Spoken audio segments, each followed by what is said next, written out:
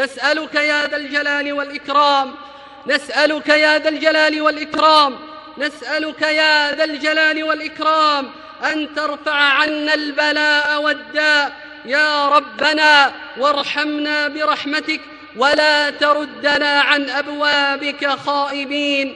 اللهم ارحمنا فإنك بنا راحم، ولا تعذبنا فإنك علينا قادر، ودبرنا فإنا لا نحسن التدبير، وخذ بنواصينا إليك ودلنا بك عليك يا خير مسؤول وأعظم مأمول.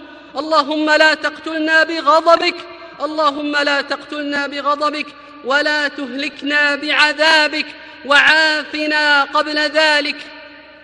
اللهم إنا نعوذ بك من زوال نعمتك وتحول عافيتك وفجاءة نقمتك وجميع سخطك.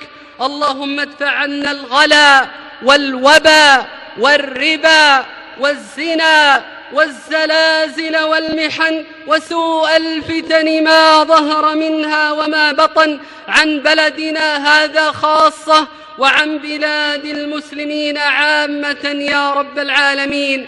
اللهم إنا نعوذ برضاك من سخطك وبعفوك من عقوبتك، وبك منك لا نحصي ثناء عليك أنت كما أثنيت على نفسك. الله أكبر، الله أكبر، الله أكبر مما نخاف ونحذر. اللهم صل على محمد وعلى آل محمد كما صليت على إبراهيم وعلى آل إبراهيم إنك حميد مجيد.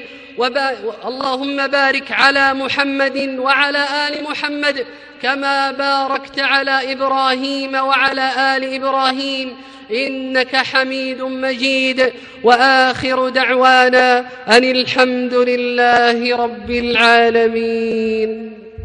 वीडियो के नीचे सब्सक्राइब के बटन पर क्लिक करें, बेल के आइकॉन पर क्लिक कीजिए ताकि हर नई वीडियो की नोटिफिकेशन आपको मिल जाए।